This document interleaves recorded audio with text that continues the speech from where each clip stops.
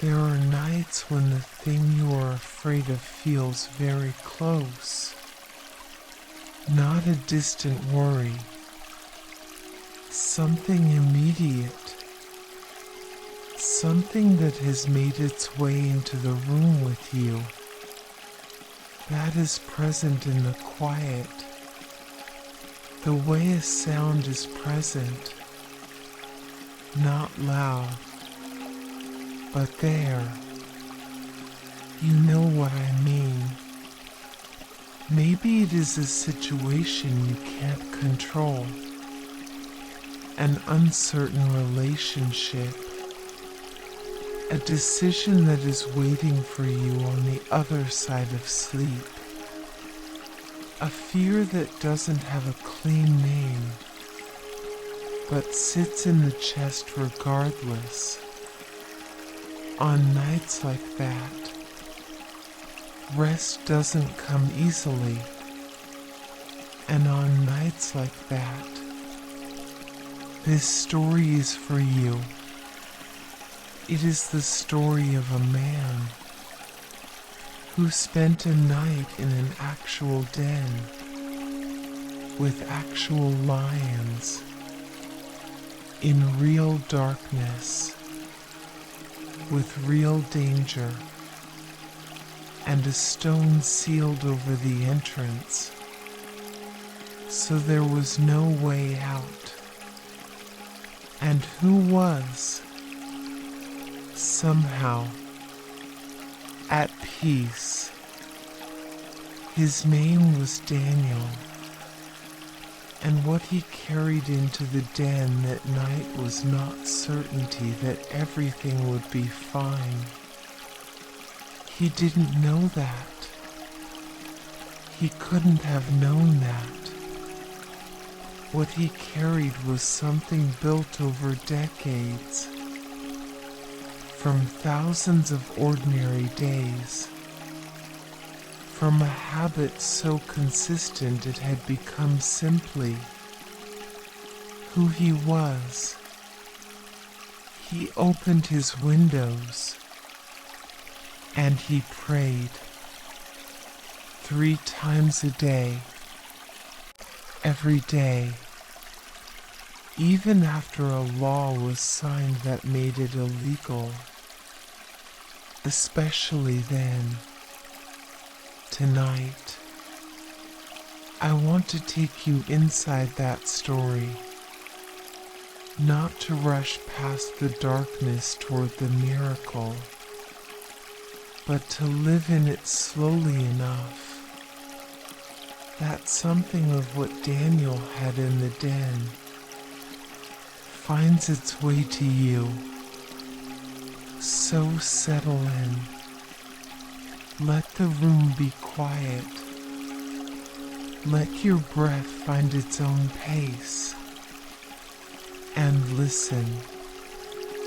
The den is real, and so is the peace inside it. Babylon. Say the word and something shifts in the imagination. Not the Babylon of history books, the dates, and the kings, and the archaeological sites. The Babylon of the senses, the smell of it, the scale of it, the particular noise of a city that never fully sleeps, built on the banks of the Euphrates, with its hanging gardens and its massive walls and its absolute confidence in its own permanence. Daniel had lived here for decades by the time this story happened. He hadn't come by choice. He'd been brought. A young man, taken from Jerusalem when Nebuchadnezzar conquered Judah, taken from his home, his family, the land he knew, brought to a city that was the opposite of everything he came from. Enormous, where Jerusalem was modest, foreign where home was familiar, loud where memory was quiet. He was given a new name, taught a new language, fed from the king's table. Everything around him said, "Become someone else." And Daniel, quietly, without drama, without the kind of confrontation that makes for a good story at the time, but costs you everything, held on to who he was, not through rigidity, not through refusing everything the new world offered, through something harder than that, the daily choice, made without an audience, to remain himself while living inside a culture that had no particular interest in who he actually was. Decades of this, decades of being Daniel in Babylon. There's something in that worth sitting with before the lions even arrive. The faithfulness that doesn't announce itself. That isn't performing for anyone. That simply continues, day after day, in the place you didn't choose, among people who don't share your values, in the circumstances that were not part of any plan you made. Still yourself, still faithful, still Daniel. This is the man the lions were waiting for. And this is the man who walked out of their den in the morning. We'll get to the den. But first, the decades. The quiet decades. The unremarkable faithful years that made Daniel the kind of person he became. Because those years matter. Yours do too. The faithful ordinary days. The ones no one is watching. The ones that don't feel significant. They matter. They always do. Breathe slowly. We're not rushing tonight. Here is something from the book of Daniel. Tells us that it is easy to overlook. When Daniel prayed, which he did 3 times every day, his windows opened toward Jerusalem. He gave thanks, not just petitions, not just requests. Thanks. 3 times a day, facing the city he'd been taken from, the city he hadn't seen in decades, the city that existed in his memory as a kind of permanent homesickness. He gave thanks. What does a person give thanks for when they are living in exile? Not the obvious things. The exile itself is not obvious material for gratitude. but something real and noticed and worth naming. Every day, 3 times. Maybe the morning light was coming through the window before the city woke up. The way the Euphrates sounded at night, different from the rivers he remembered, but water nonetheless.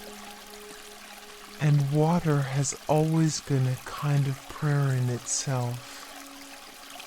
The people around him who were, despite everything, people, complicated and flawed, and sometimes hostile, and sometimes unexpectedly kind. The God who had not left, who was present in Babylon as he had been present in Jerusalem. Something that traveled, something that could not be confined to the land he had seemed to belong to. This discovery that God was in Babylon may have been the most important thing Daniel ever learned. More important than any of the dreams he interpreted. More important than any of the wisdom that made him valuable to kings. God was here too. Even here. Even in the place Daniel never chose and never fully belonged to. Even in the middle of the empire that had taken everything from him. God was here, tonight, wherever here is for you are. That same discovery is available, not in the place you expected, not in the life you planned. Here, the specific here of this room, this dark, this breath. God is here, even here. Close your eyes a little further. Let that be enough for right now. Just here. The setup for the lion's den was not a roaring confrontation. It was paperwork. This is one of the things that makes the story so recognizable. Daniel had been appointed by Darius, the new king, the Mede who had taken Babylon, as one of 3 administrators over the entire kingdom.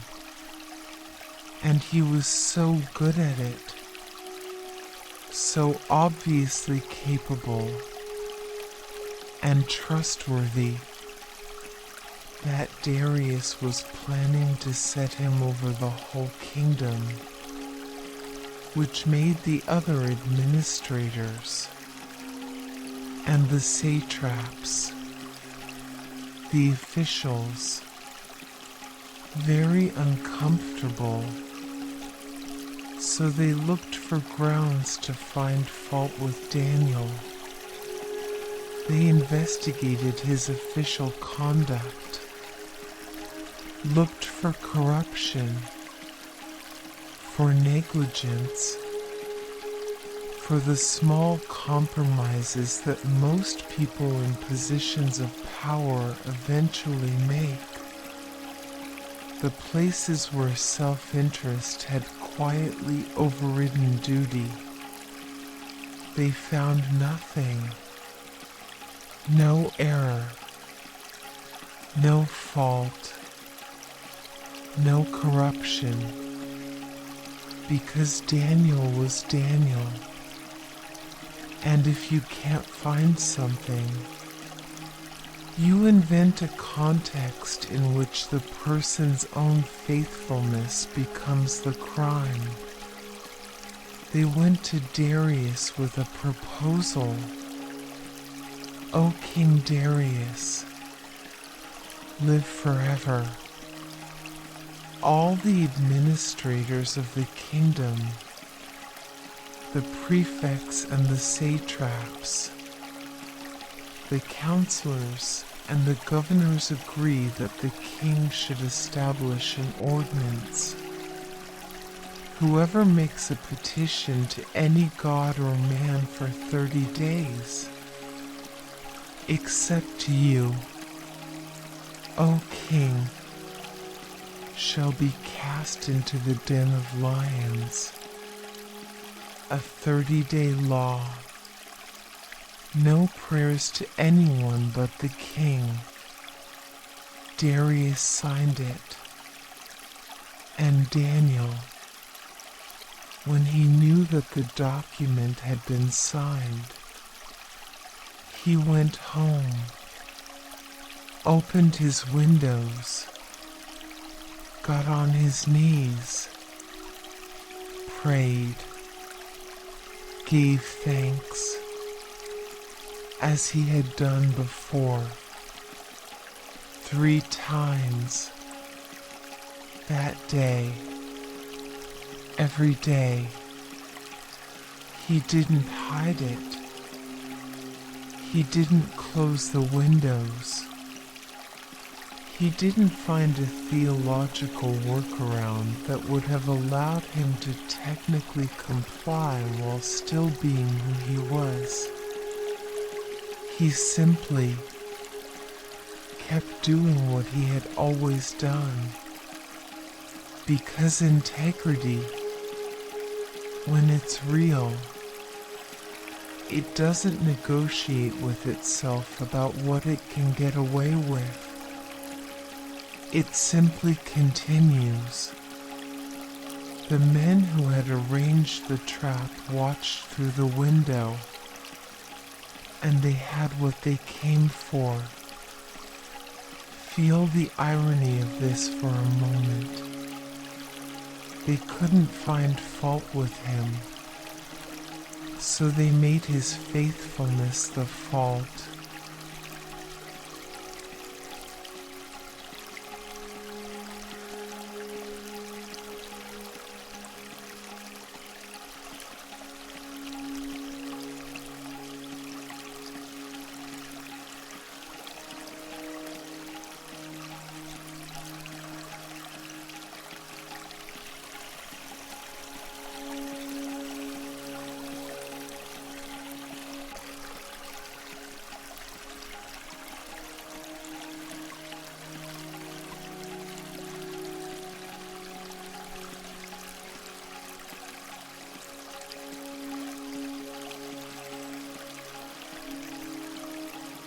If you have ever been in a situation where who you are, genuinely who you are, your actual values, your actual integrity, was used as a weapon against you, where the very thing that made you trustworthy was the thing that someone decided to make into a crime.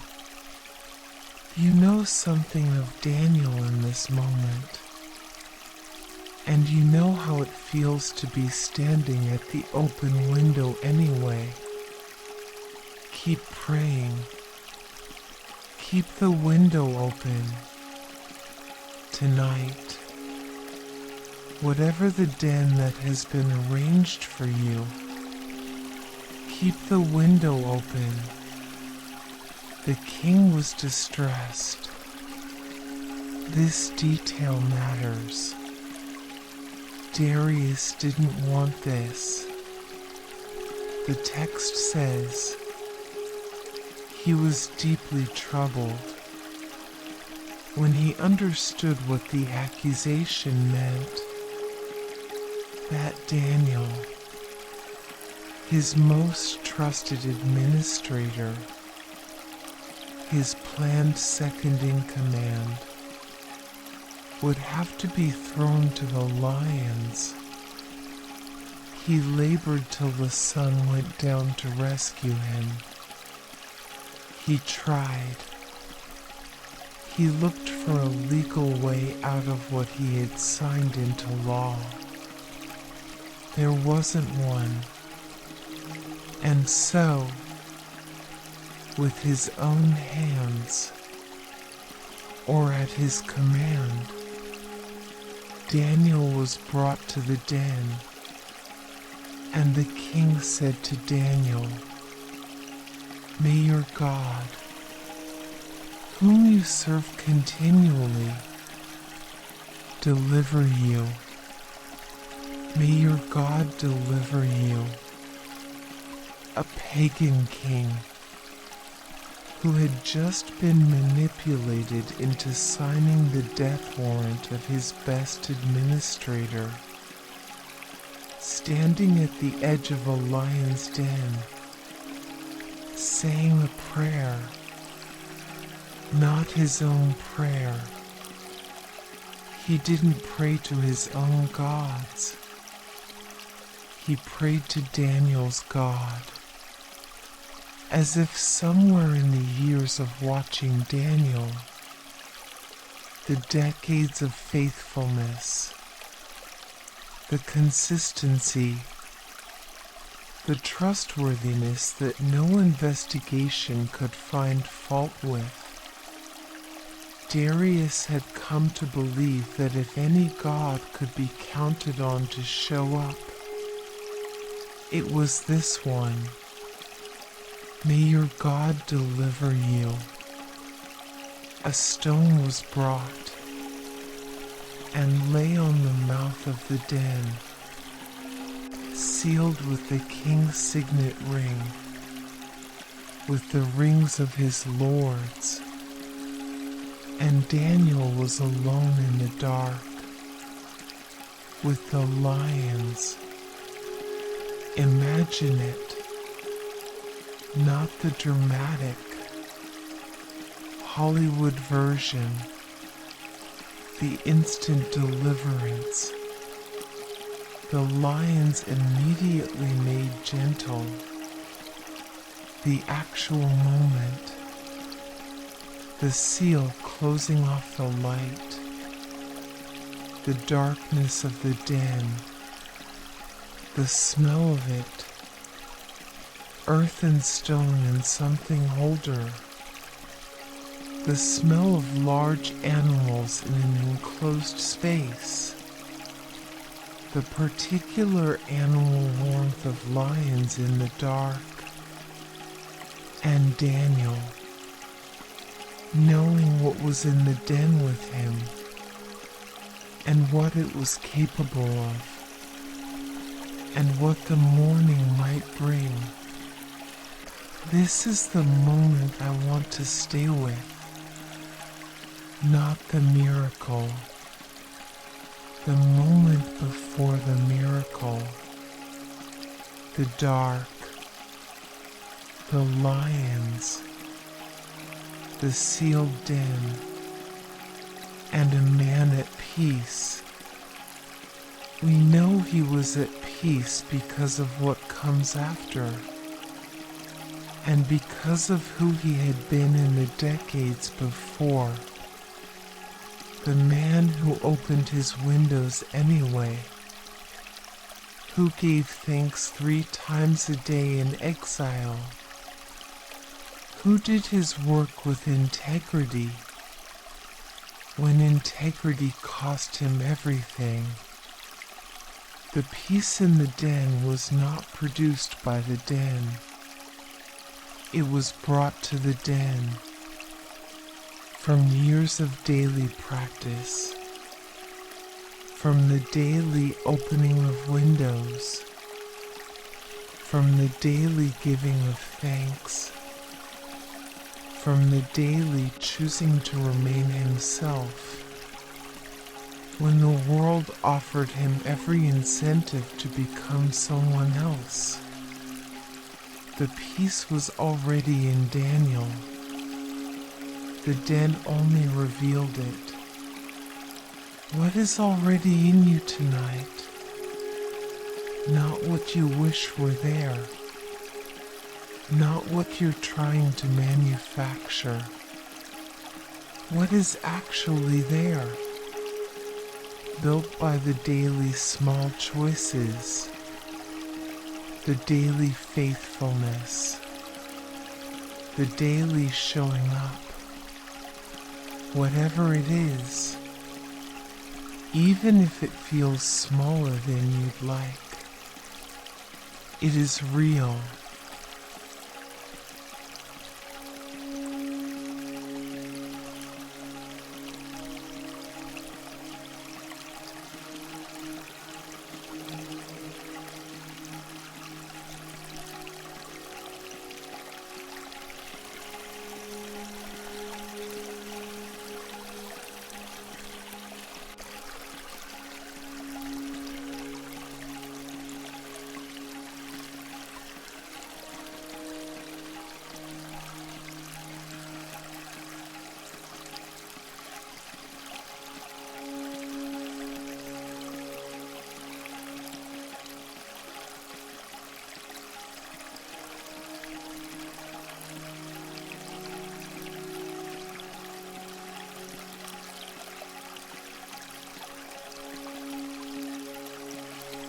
And it is enough for tonight.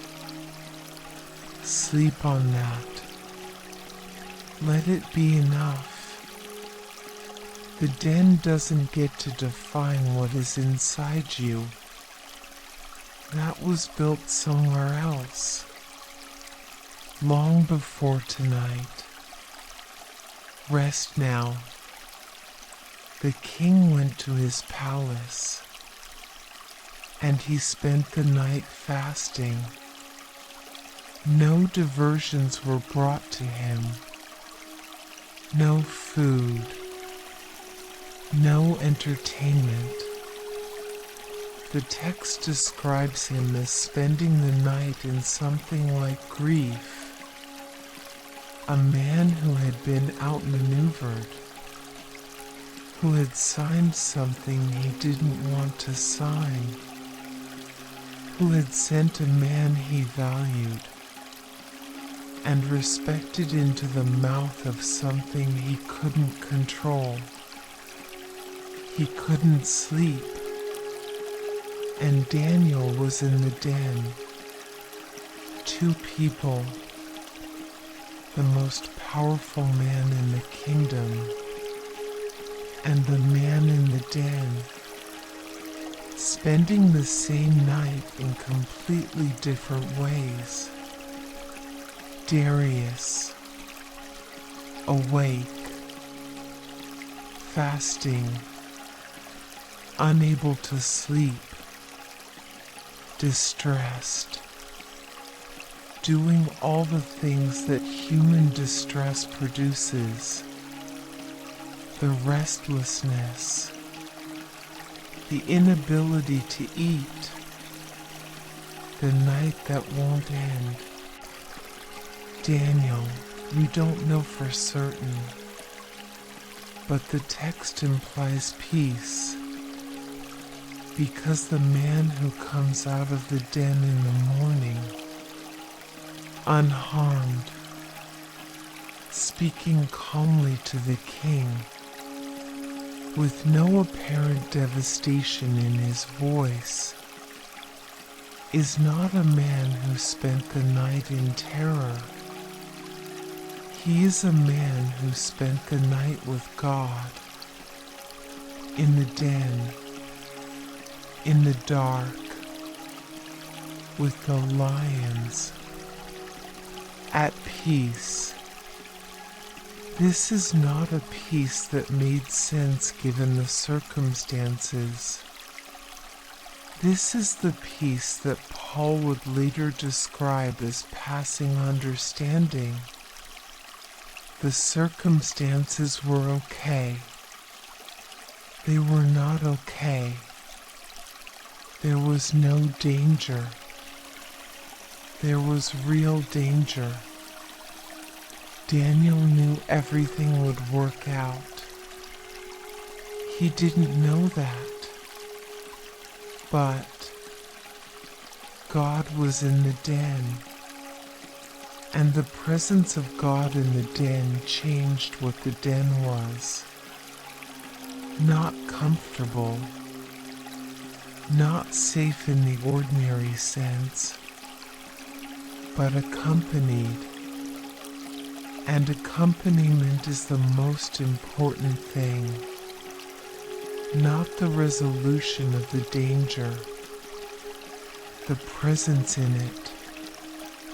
Tonight, in whatever den you are in, or have been in, or are afraid of being in, the presence is available.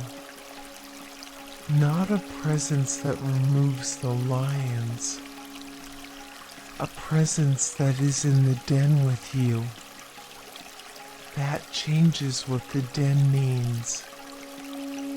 That makes the accompanied darkness different from the unaccompanied darkness.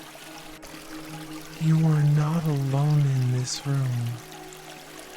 In whatever you are carrying tonight, in the dark, you are accompanied, and that is everything. Sleep. At the first light of dawn, the king arose. He went quickly to the den, and he cried out in a tone of anguish, "O Daniel, servant of the living God, has your God, whom you serve continually, been able to deliver you from the lions?" The anguish in that question, the hoping against hope, the man who had labored till sunset to find a way out, who had spent the night fasting, who had gone at first light, because he couldn't bear to wait another hour, calling into the den, into the dark, not expecting an answer, perhaps, hoping for one. And Daniel's voice came from inside the den. "O King, live forever. My God sent his angel and shut the lions' mouths, and they have not harmed me. My God sent his angel." Daniel didn't know when he was sealed in the den what would happen. He didn't know about the angel. He didn't know the lions' mouths would be shut.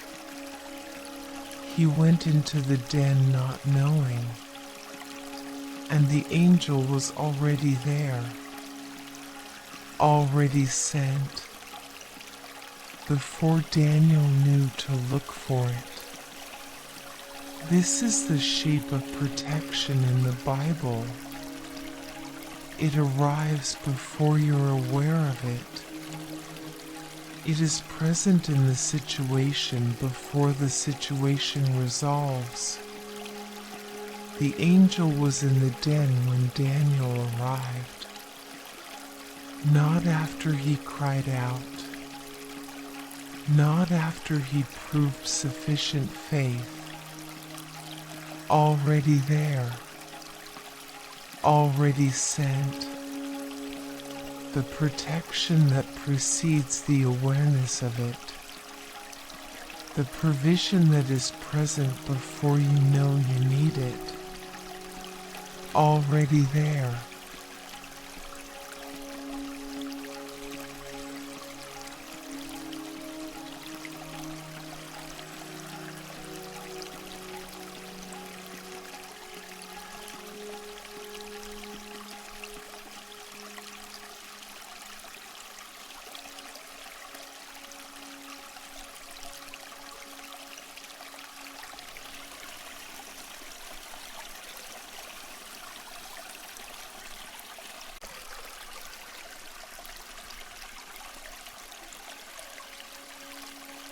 Tonight, in whatever you are carrying, in whatever you are afraid of, in whatever den has been sealed around you, what was already sent is already there.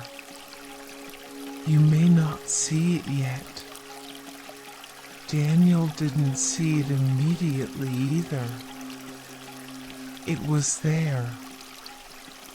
The angel was there before the night began. Rest in that. The help has already been sent. You are already in its company. Sleep. Daniel was brought up from the den. No wound was found on him because he had trusted in his God. These are the only words the text uses for what happened in the den. He trusted. He was spectacularly faithful.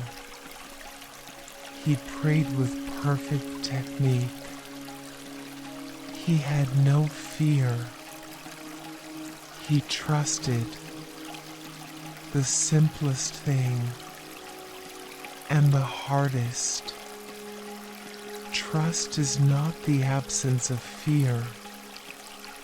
Trust is what you choose when the fear is present and real, and the circumstances give you every reason to give into it. Trust is the open window. Trust is the 3 times daily prayer even after the law was signed.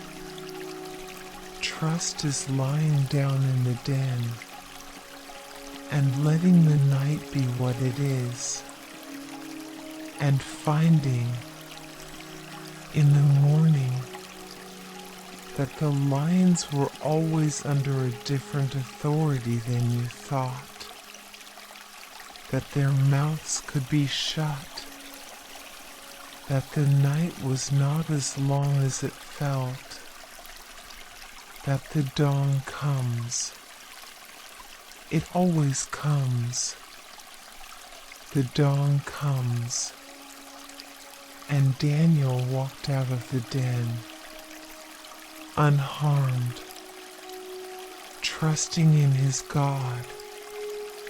Tonight, whatever lions are in your den, you can trust, not with perfect faith, with the faith you have, the small, tired, not sure if this is enough faith. It is enough. Daniel's trust was not described as large or loud or impressive. It was described as his.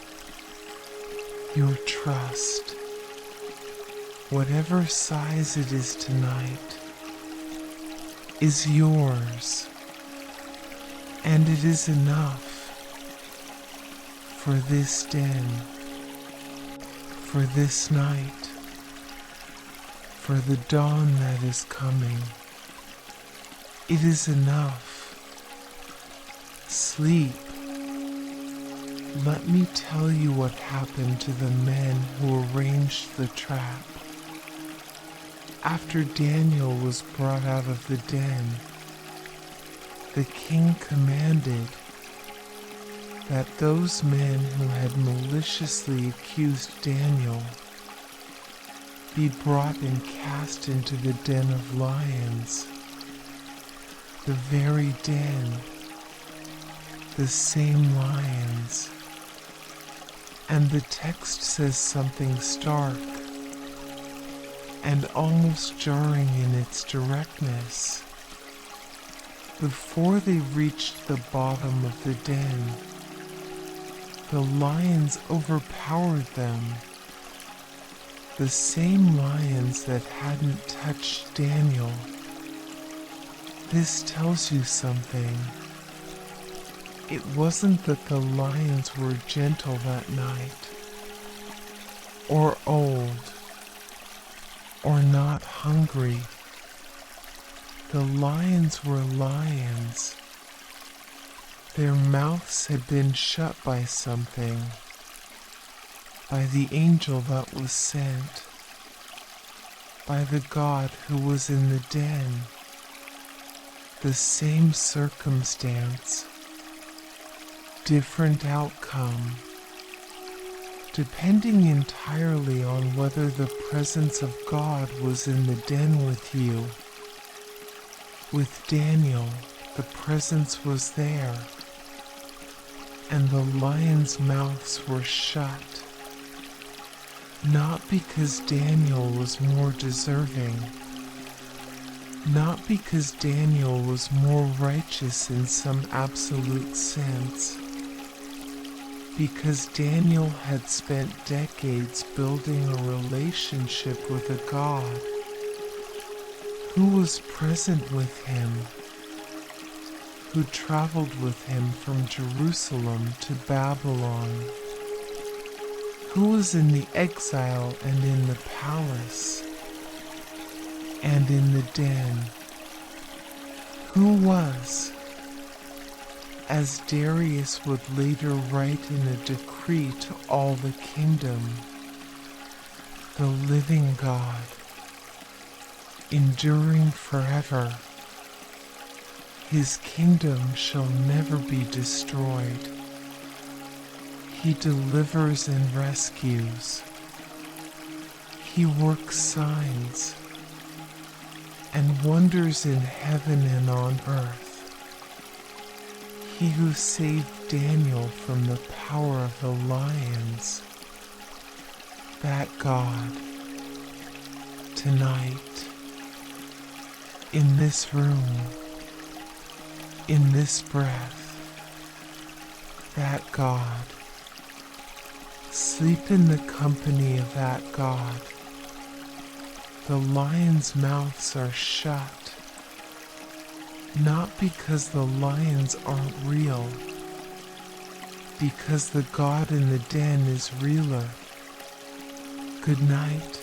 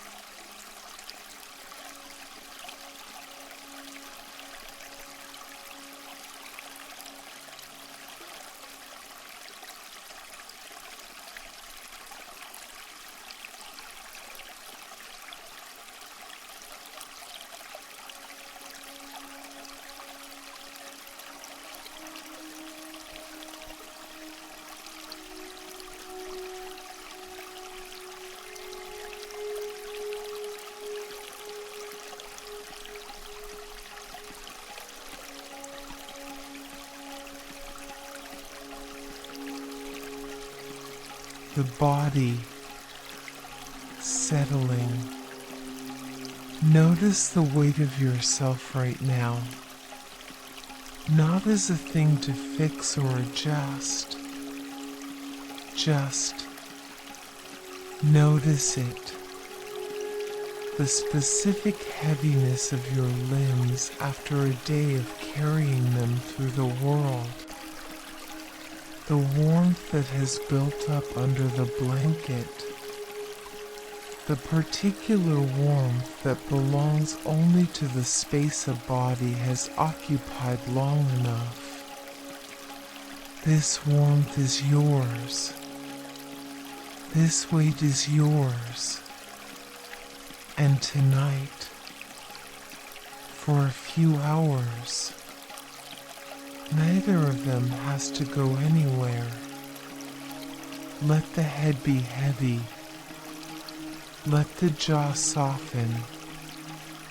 Let the shoulders, which have probably been carrying something since before you noticed they were, release downward, not by force, the way a breath releases, the way something lets go when it no longer needs to hold.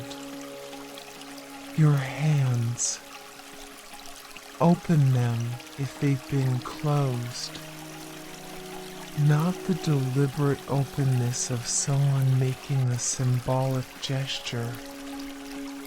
The natural openness of hands that have put down what they were carrying. What have you been carrying today? Name it. If you want. Or don't. Simply set it down here on the floor of the den where an angel is already present, where the lions' mouths are already shut, where the dawn is already arranged. You don't have to watch the night to make sure the dawn arrives. It will arrive, as it always has. Let the body know it. From the crown of the head to the soles of the feet. Release. Breathe. And let the night do what nights were made to do. Hold you until morning. Good night. A prayer spoken quietly for the den you're in. God of Daniel, you were in the den before Daniel arrived. You sent what was needed before it was asked for. You shut the mouths of what would have devoured him, and you let him sleep, or rest, or be at peace. Whatever the night in the den actually looked like, you were in it, present, real, not distant or theoretical, present, tonight. Be present here, in whatever den this person has found themselves in. The den of fear that has no name but lives in the chest anyway. The den of a situation that was arranged by someone else's choices. The den of waiting. The particular lines of uncertainty. And not knowing that pace in the dark. And don't let you rest. The den of grief that doesn't end when the night does. Whatever den, be in it, the way you were in Daniel's. Shut the mouths of what would devour. Send what is needed before it's asked for, and let the dawn be arranged already before the night begins for this person who is tired, who has been carrying something heavy, who opened the window and prayed anyway, who kept being themselves when the world arranged a law against it, who trusted imperfectly, quietly, with whatever faith was available in a God who shows up in dens. Be the God who shows up in dens tonight, here, in this room, in this breath. Amen. Sleep now. The prayer is heard. The angel is sent, and the dawn is already being arranged. Good night.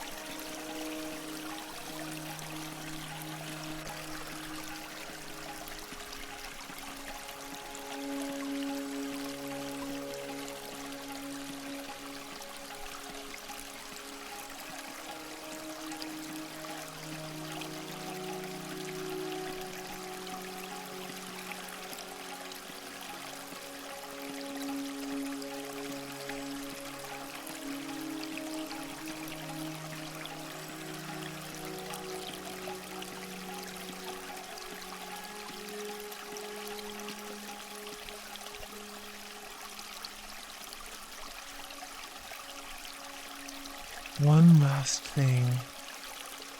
The windows. Daniel opened his windows and prayed 3 times a day. The windows toward Jerusalem, the city of his childhood, the city he had been taken from, the city that was, in his mind, home. Even after decades of living somewhere else, the city he may never have seen again with his own eyes, but which lived, vivid and specific, in his memory. He prayed toward it, not because God was more present in Jerusalem than in Babylon. Daniel had already learned that wasn't true. God was in Babylon. God was in the den. God was in the palace. And in the years of exile, and in the nights of dream interpretation, and in every ordinary day of faithful work, God was everywhere.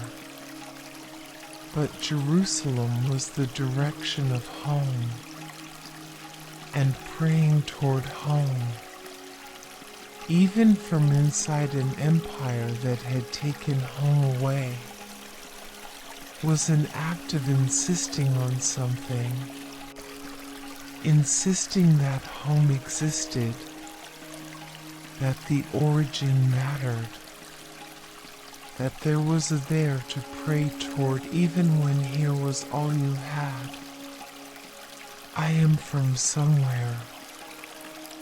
I belong to something. And even here, even in Babylon, even in the den, I am not without origin. I am not without belonging. I am not without home. Tonight, wherever here is, you are from somewhere. You belong to something.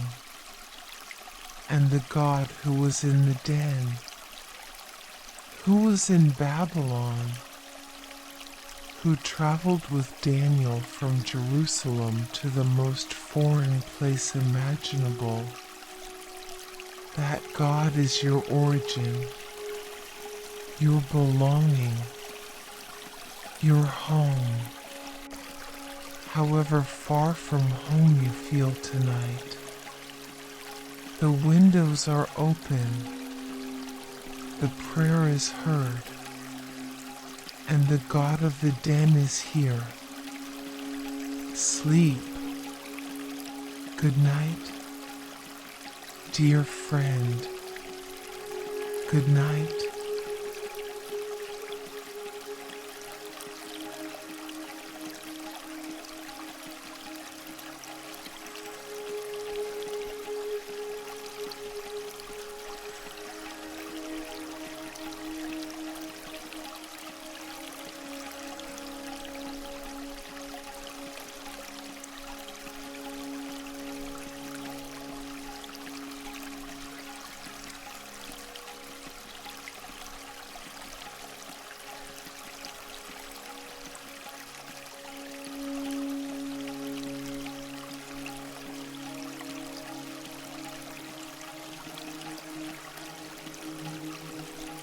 Let's go back to the beginning of Daniel's story, not the den.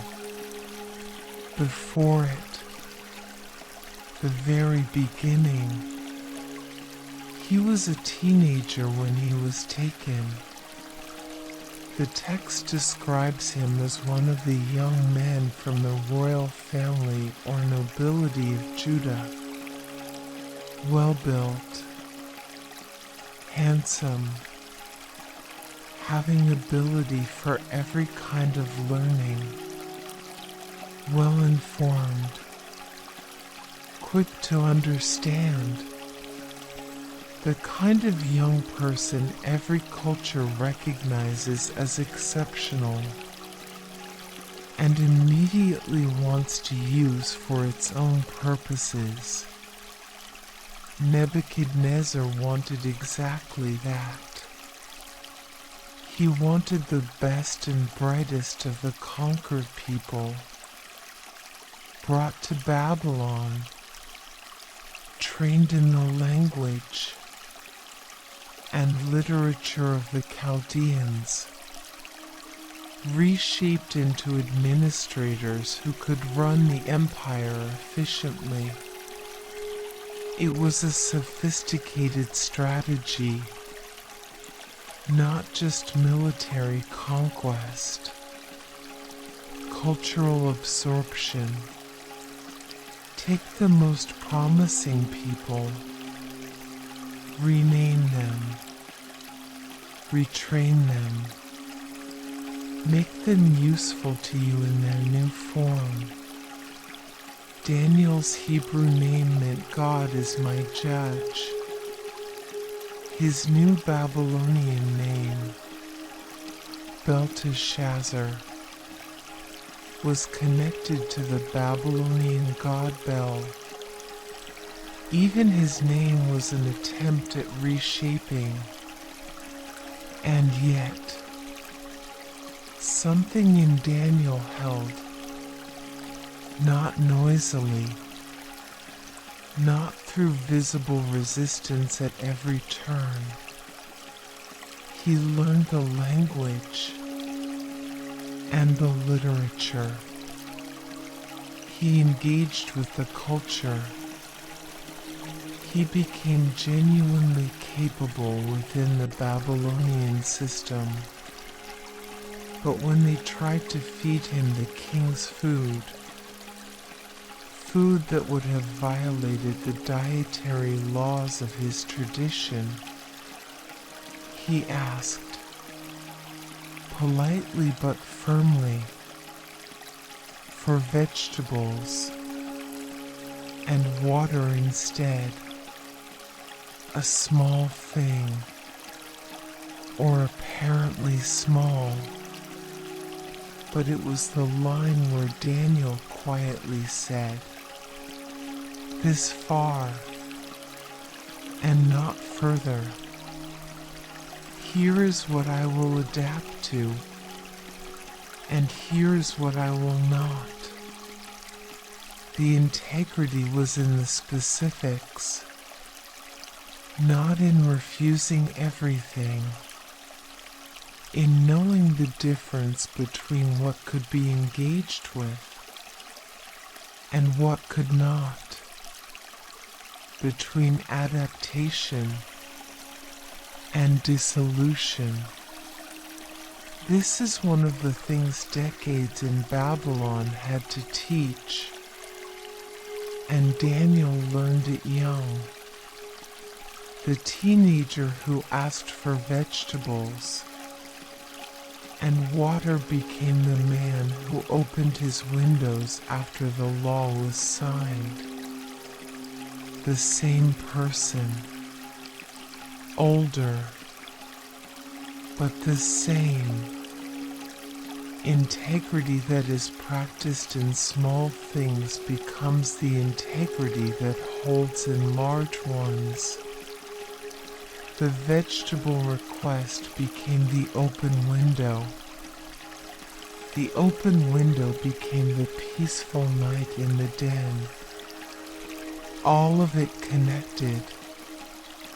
All of it is the same person, choosing the same thing over and over in different circumstances across a lifetime. Tonight, what is the small thing you are being asked to hold on to? Not the den moment, the vegetable moment, the quiet choice that no one is watching, The small line you are drawing is not for an audience, but simply because it is who you are. Hold it. It matters more than it looks like it does. It is building something that will hold when the den arrives. Sleep now. The small, faithful things are enough for tonight. The Euphrates at night. Daniel would have heard it. Babylon was built on its banks. The great river that ran through the heart of the city, even from inside the palace district, from inside an administrator's residence. The river was audible at night when the city had quieted. A low, continuous sound, not dramatic, not the rushing of a mountain river. The deep, patient movement of a large river that has been moving for longer than any city built on its banks. The sound of something that was there before Babylon and would be there after. Rivers don't care about kingdoms. They move at their own pace. They answer to something older than human ambition. Daniel, opening his windows to pray, would have heard it alongside the city's sounds.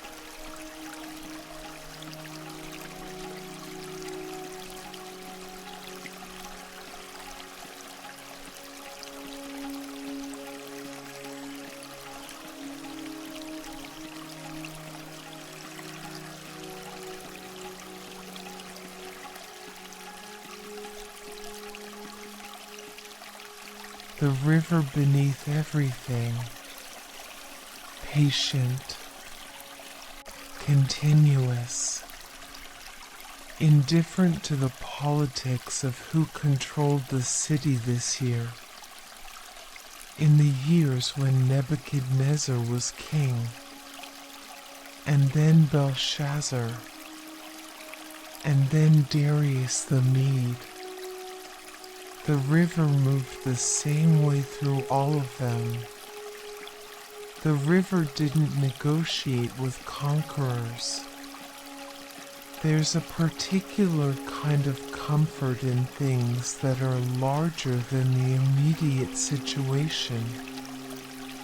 Things that were there before the problem arrived, and will be there after it passes. The stars, the seasons, the slow movement of large rivers.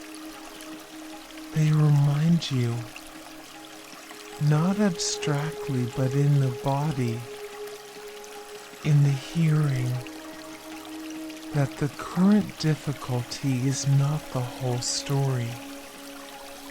That something has been moving longer than this moment. That something will still be moving when this moment is behind you. God is like that. More like the river than like the kingdoms. They're before Babylon. They're after it. Moving at his own pace. Indifferent to the politics of who controls what this year. Patient. Continuous. Here. Tonight. Let that quality reach you. The patience of something older than your problem. The continuousness of something that doesn't stop because the circumstances have changed. The river is still moving. In your life. Beneath all the noise. And the urgency of the current situation. Something is still moving. Still working. Still patient. Still. Let it be enough for tonight. Simply. Still. Something about fear. Because Daniel's story is, at its heart, a fear story. Not fear that he gave into, but fear that was real and present and would have been dishonest to deny. He was human. The den was real. The lions were real. And Daniel had been in Babylon long enough to understand exactly what a den of lions meant for anyone deposited in it. He was afraid. We don't know this for certain from the text. The text is sparse about Daniel's interior experience, but we know it from being human, because any person facing what Daniel faced would have felt something in the chest, something in the stomach, the body's response to genuine danger, which is older than thought, and more honest than any theology we can bring to it. Fear is not the opposite of faith. Fear is the condition in which faith is exercised. If there were no lions, there would be no need for trust. If the den were comfortable, peace would be ordinary. If the night held no danger, sleeping through it would mean nothing. The lions make the peace extraordinary. The den makes the trust real. Your fear tonight, whatever shape it has, is no evidence that your faith is insufficient. It is the honest human response to real things. And faith is not the elimination of that response. It is the choice you make in the presence of it. Daniel opened the window, not because he wasn't afraid, because even afraid, he knew who he was and what he would not stop doing. You know who you are, even in the fear, even tonight. The window is open, the prayer is real, and the God of the den is listening. Sleep, even in the fear, especially there.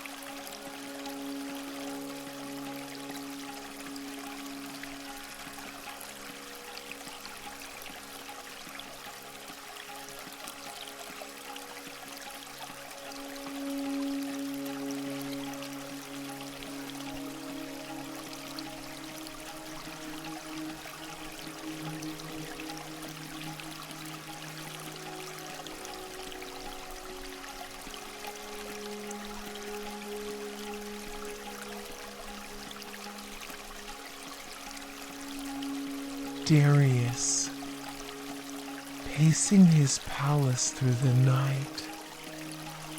I keep coming back to him, this man who signed the law and then spent the night desperately wishing he hadn't, who couldn't eat, who couldn't sleep, who had diversions brought to him and sent them away. He waited through the longest night of his reign for a morning that might bring him the worst news of his kingship. Darius cared about Daniel genuinely. The text is clear on this. He wanted to rescue him, labored to find a way, was deeply troubled by what his own law had required, and he couldn't sleep while Daniel, in the den, was at peace, the most powerful man in the kingdom, unable to rest, and the man in the den, resting. This is not a coincidence. This is the story pointing at something specific. The peace that Daniel had was not produced by having more control. Darius had all the control.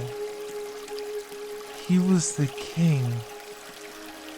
He signed the laws. He commanded the armies.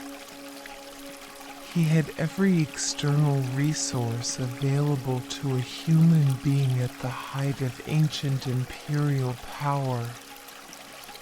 And he couldn't sleep. Daniel had none of it. He was in a sealed den. He had no advocates, no legal recourse, no ability to change what was happening to him. And he slept, or rested, was at peace, because peace is not a product of control. It is a product of trust.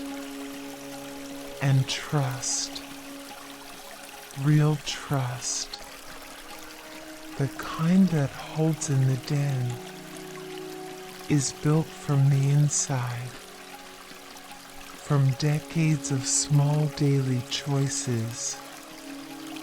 The windows opened, from the Thanksgiving, from the vegetables requested, from the quiet accumulation of a life lived in a genuine relationship with a God who shows up in dens. Control produces anxiety. Trust produces rest. Tonight, whatever you are trying to control, whatever you are managing, whatever you are keeping track of, so that nothing falls apart while you're not watching, you can let it go. Not permanently, not forever, just tonight, just for the hours of this night. Let the God who was in the den take the watch. He is better at it than you are. And you, like Daniel in the den, unlike Darius in the palace, can rest simply, completely, in trust. Good night.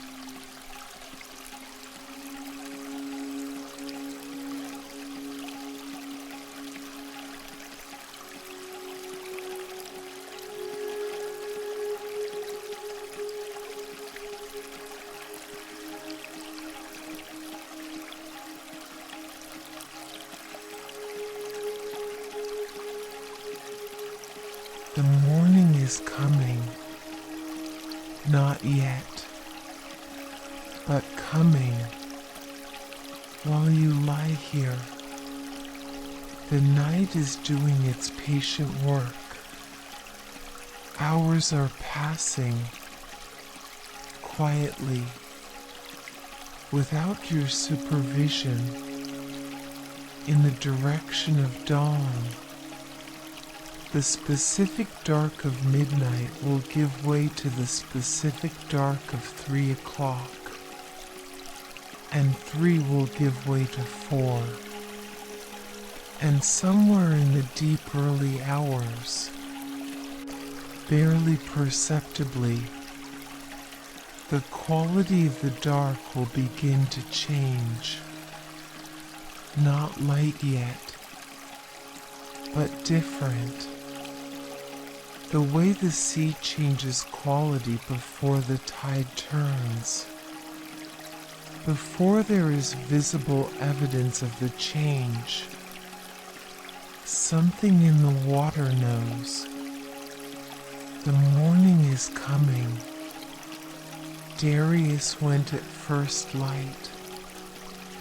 He ran, in a sense, went quickly, before anything else, because he couldn't bear the not knowing anymore, and he called into the den with anguish and hope in the kind of prayer that a man prays when he has nothing left to offer except the words.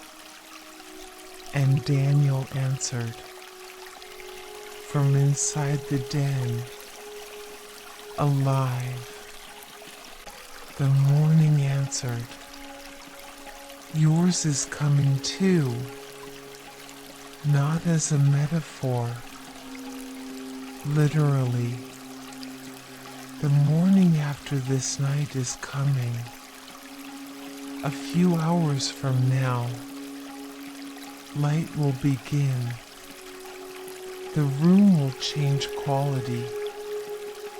Consciousness will return gradually, the way it always returns, gently and then more fully, until the day is here and the night is behind you, and whatever is in the den tonight, whatever lions, whatever fears, whatever sealed circumstances, it will look different in the morning, not necessarily resolved, but seen in the light of a new day, and you will have rested because you trusted, and the morning will have come because it always does. Sleep now. Let the night move toward morning, the way it always does, without your supervision, without your anxiety, simply moving in the direction of dawn. Good night and good morning. Both are real. Both are coming. Good night, dear friend. Good night. The lions' mouths are shut. The angel has been sent, and the dawn is already arranged. Sleep.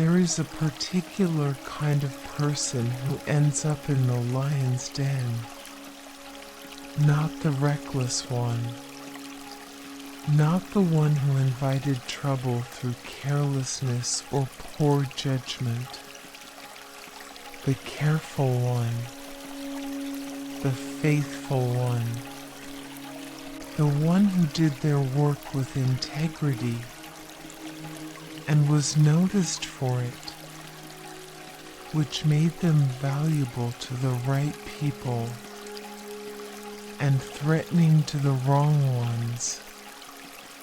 The ones who arranged the trap weren't random enemies. They were colleagues, administrators, people who worked alongside Daniel every day, who had watched his work, who knew exactly what kind of person he was, and who found his faithfulness inconvenient, because faithfulness in one person is a kind of mirror. It reflects to everyone around them what they themselves are not doing. And mirrors are uncomfortable. The trap wasn't random cruelty. It was the organized resistance of people who couldn't find fault with Daniel's work, and so found fault with Daniel's faith. If you have ever been in a situation where your integrity itself became the target, where someone couldn't catch you doing something wrong, and so arranged a circumstance in which doing right would be made into a crime, you know something of the particular injustice of Daniel's situation. It is a sophisticated injustice, harder to name than ordinary wrongdoing, harder to defend against. The law seemed reasonable on its surface. The trap was built to look like a legitimate authority, but Daniel knew what it was, and he opened the window anyway. There is a kind of faithfulness that the Bible consistently honors, the faithfulness that continues, even when continuing has been made illegal. That holds its character even when holding its character has been made a punishable offense. Not rebellion for its own sake, not confrontation as performance. The quiet, private, window-opening faithfulness that simply refuses to become someone else, because someone else's agenda requires it. Daniel opened the window 3 times that day, as he had done before, as he would do after. The window was always open. That is who he was, and who he remained. Tonight, in whatever way your faithfulness has been costly, in whatever way being who you are has been used against you, this is for you. The window can remain open. Who you are is worth keeping. Sleep in that.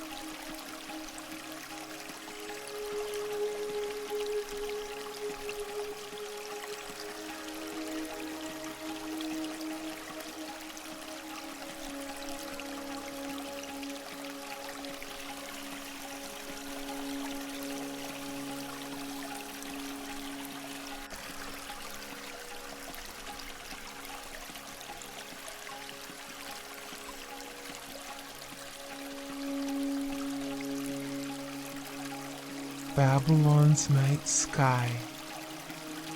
The ancient Chaldeans were extraordinary astronomers.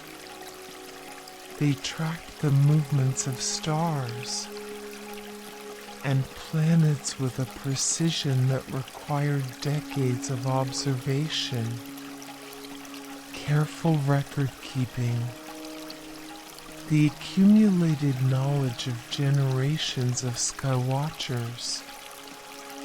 They knew the sky, and Daniel, trained in all the wisdom of the Chaldeans, would have known it too on the night before the den, or on any ordinary night of his Babylonian life. If he looked out his open window and upward, he would have seen the broad band of the Milky Way is far more vivid, without modern light pollution. The particular brightness of Venus near the horizon, Jupiter, moving slowly against the fixed stars on its years-long orbit, Saturn, slower still. Stars that had been named by Babylonian astronomers. Stars that had been navigated by for longer than civilization had records of.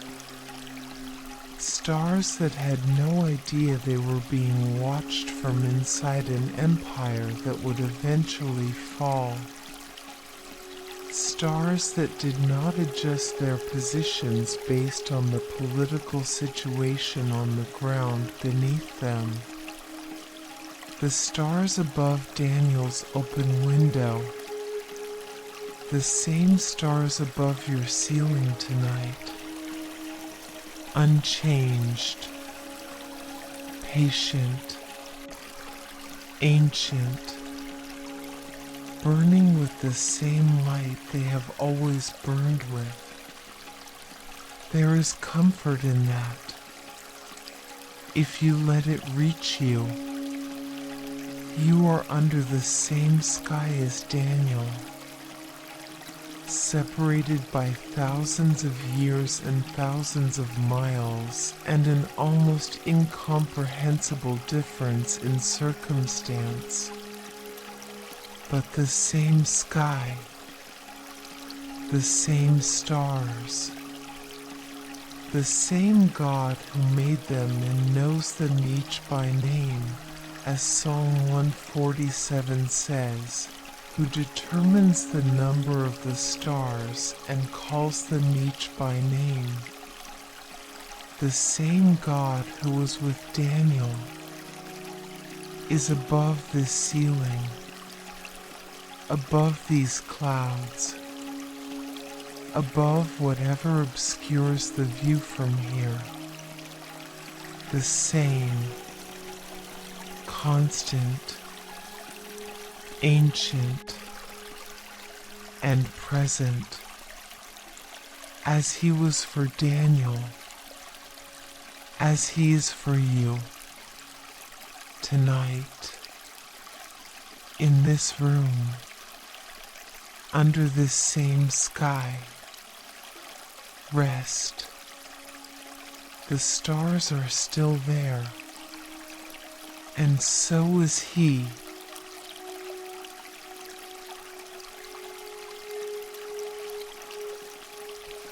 The second half of the night, if you are still awake or half awake, hovering at the edge of sleep, the night has its own rhythm now. The urgency of the early hours has passed. The thoughts that came with force when you first lay down have softened. They haven't disappeared, perhaps, but they've lost some of their sharpness. The edges of them are less precise. This is what the night does to thoughts. It rounds them, makes them less absolute. What felt like a crisis at 10 o'clock feels like a question at 2.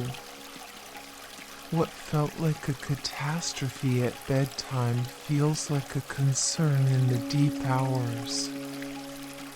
Not because the thing has changed, because you have moved deeper into the night, and the night has its own perspective. Daniel, in the den, had his own version of this. The first hour in a sealed den with lions would have been the most acute. The senses on high alert, every sound amplified. Every movement of the animal's weight is precise and vivid. And then, gradually, slowly, the way the body always moves toward its own baseline, something settling, not because the lions left, because the human nervous system cannot sustain maximum alert indefinitely, and because, more than the nervous system settling, something else, the presence, which was there from the first moment but became more perceptible as the acute fear began to metabolize. The company is in the den. The peace that arrived not all at once but gradually, as the night deepened, as the angel's presence became less a doctrine and more a reality that could be felt. You are in the second half of the night now.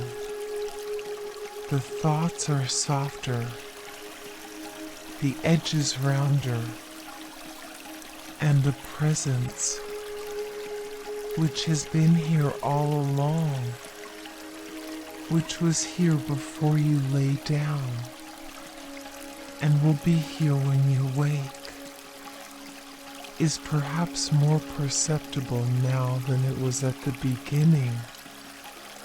Simply here, simply present, in the den with you. Let it be felt, not sought, not grasped at, simply noticed. It is here. It has always been here. And the morning, though still dark, it is already on its way. Sleep now. The second half of the night is the gentle half. The half where the body finally fully releases, where the thoughts lose their last insistence, where the sleep goes all the way down. Let it. The lions are quiet. The angel is present. The morning is coming. Sleep.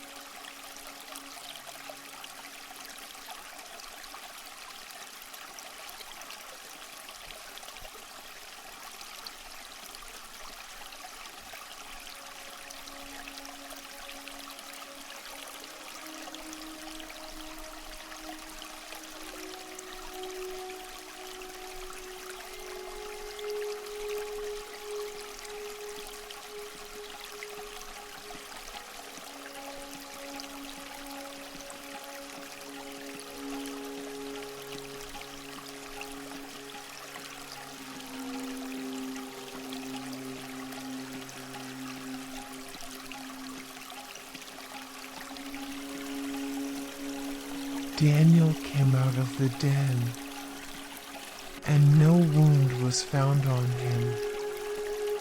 This verse is so simple that it can be read past without stopping.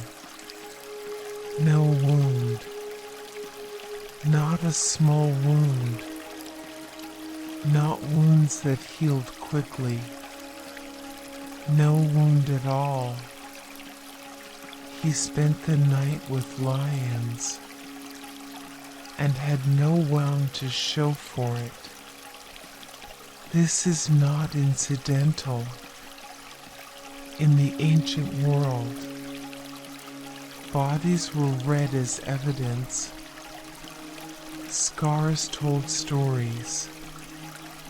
Wounds marked you. The physical evidence of what you had been through was visible and legible.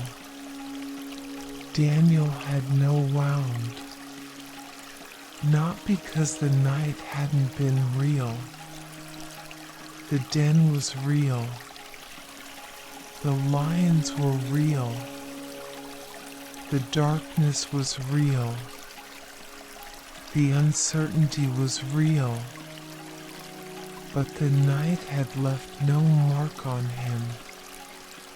In the decades that follow our hardest seasons, we carry marks. The experience of having been through difficult things changes us, sometimes in ways we can name. The way grief reshapes how you think about time, or the way a season of injustice recalibrates what you trust, and sometimes in ways that are harder to name but just as real. Daniel came out of the den unmarked. This is a miracle within the miracle. Not just that he survived whole. That night in the den left no wound.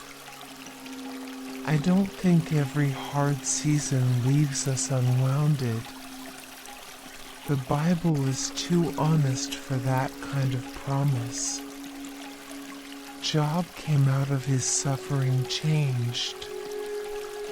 Jacob limped after his night of wrestling. Paul carried a thorn. But Daniel came out whole. And this tells us something about the specific shape of God's protection in Daniel's specific situation.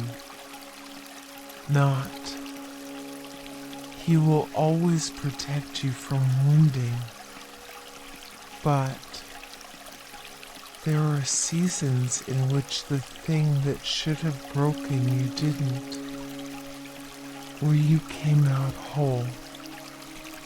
And looking back, you can see it. The season that should have finished you, that didn't. The den that should have left marks, that didn't. The night that should have been the end of something, that turned out to be the beginning of something else. You have been through a den that left no wound, maybe more than one. Hold that tonight. The evidence of what you have come through, the wholeness that is, somehow, impossibly, still here. You came out of that season, and you are whole. Sleep. The morning is already being arranged, and you will come out of this night whole too. Good night.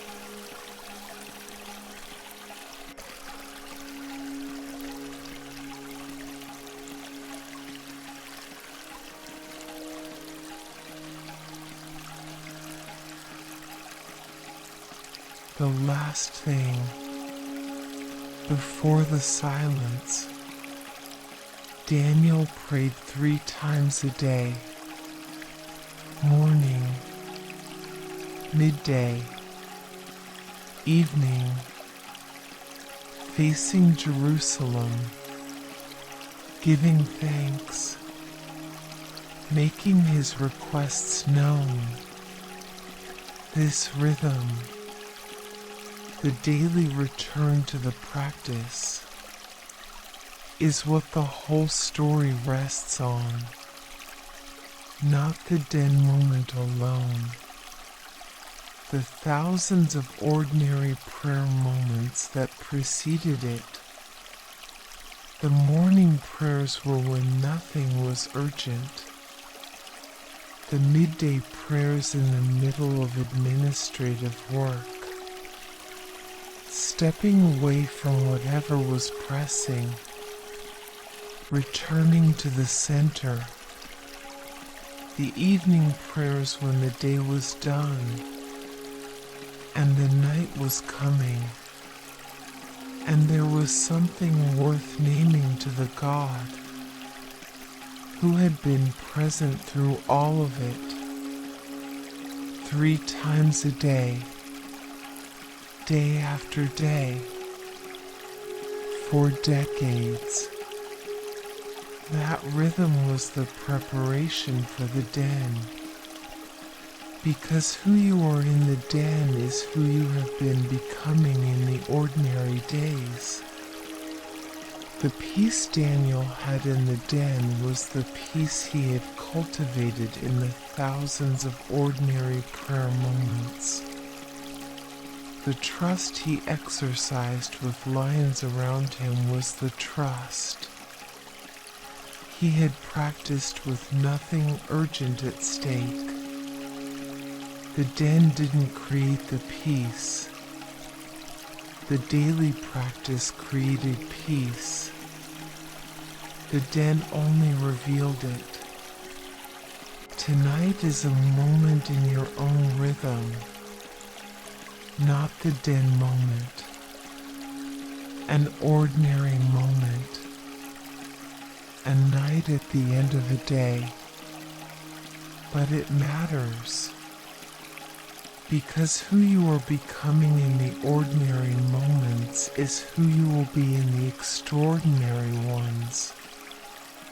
The window you open tonight, the quiet turning toward the presence, is practice, real practice. For whatever den may come, and also simply for tonight, for this ordinary night, which is worth the turning toward, simply on its own terms, because the presence is here, and the thanks are real, and the night is good. Good night. The window is open. The prayer is heard. The lions are quiet. And the angel is already in the den. Sleep deeply. The morning is coming. And it is good. Good night, dear friend. Good night.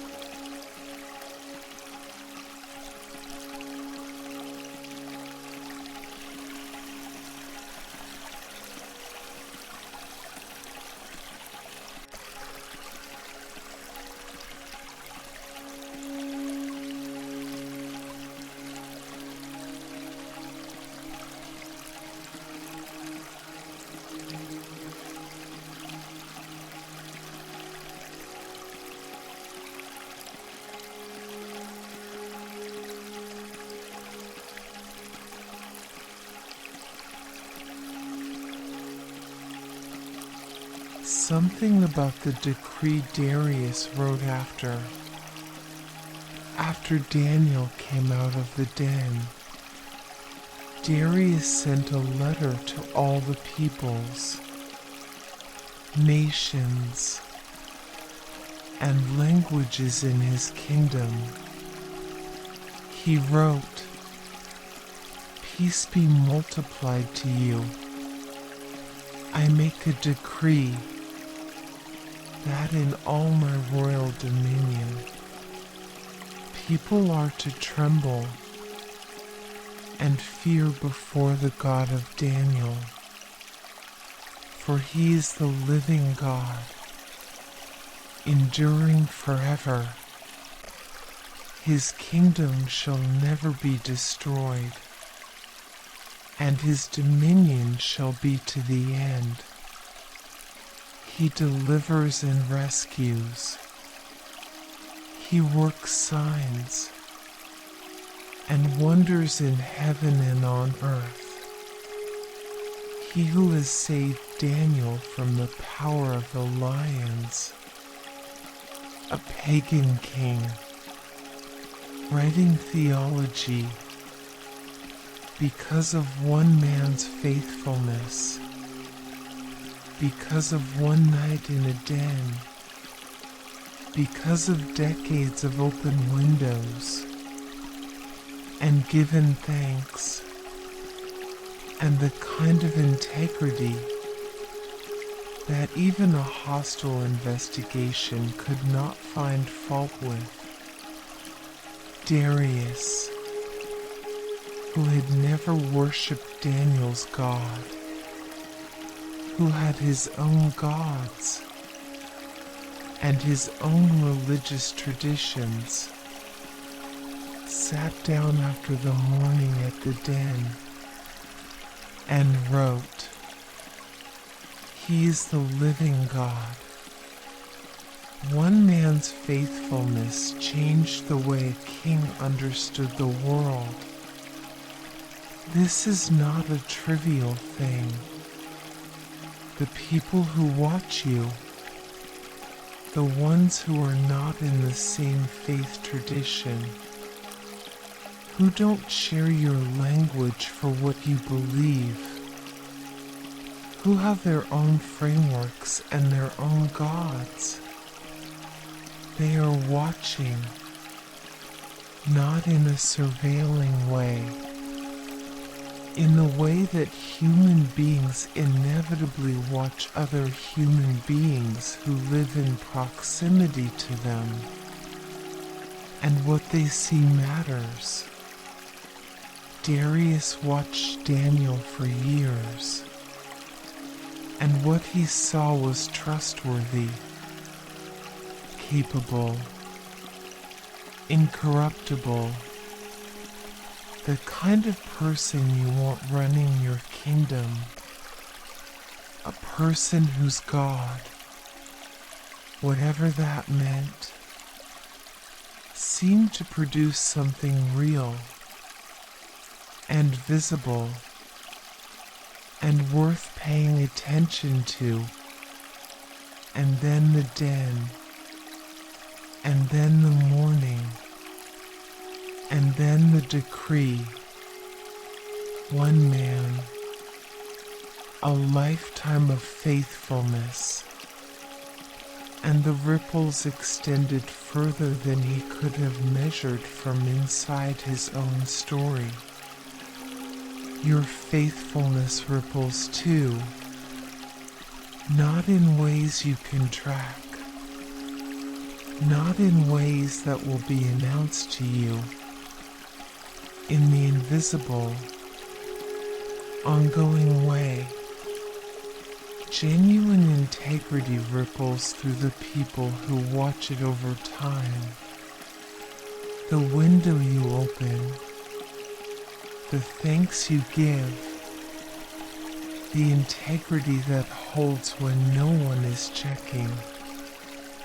It ripples, and maybe somewhere, someone who has been watching in the ordinary years, not just the den moments, is writing their own version of a decree. Something has changed in how they understand what is possible, what faithfulness looks like from the outside, what a God worth trusting might look like, embodied in an actual human life. That is your ripple. It is real, even when you can't see it. Sleep knowing that the faithfulness ripples. Good night.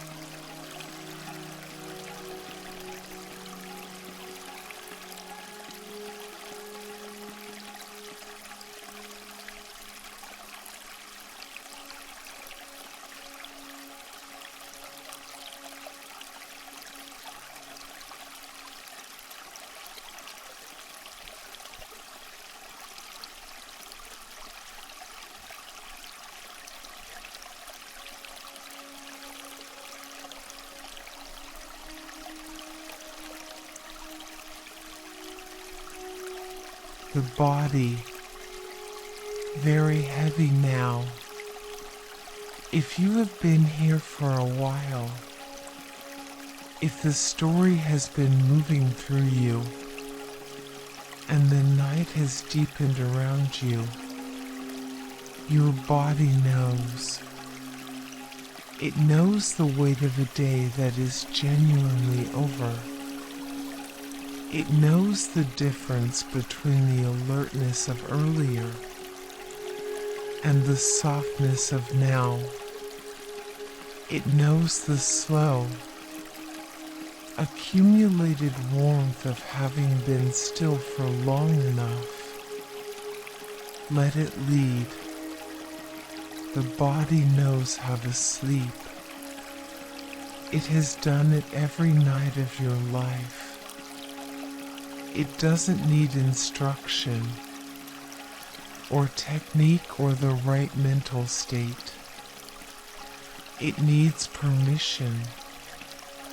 Permission to stop performing. Permission to stop being the person who holds things together. Permission to be heavy and warm and still. Permission granted from the top of the head. Let it be heavy. Let the pillow receive all of it. The weight of every thought the head has held today. The shoulders. They've been carrying something since morning. Something that was probably never theirs to carry alone. Let it go now. Let the shoulder blades settle toward the bed. The chest. Rising. Falling. The breath finding its slow rhythm without your help. Without your supervision. The body breathing itself. The hands open. The hands that typed or worked or held or gestured through the whole day. Simply open now. Empty. Resting. The legs long and heavy.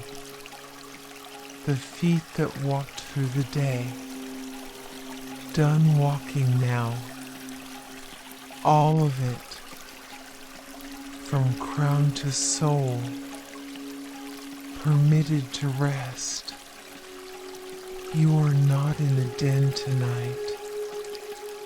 But if you were, the angel would be there.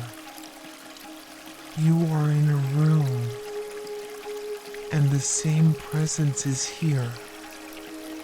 The living God, enduring forever, who delivers and rescues, who shuts the mouths of what would devour, who was with Daniel in every chapter, is here, in this room, in this night, in this breath. Sleep deeply, peacefully. The window is open. The prayer is heard. The morning is coming. Good night.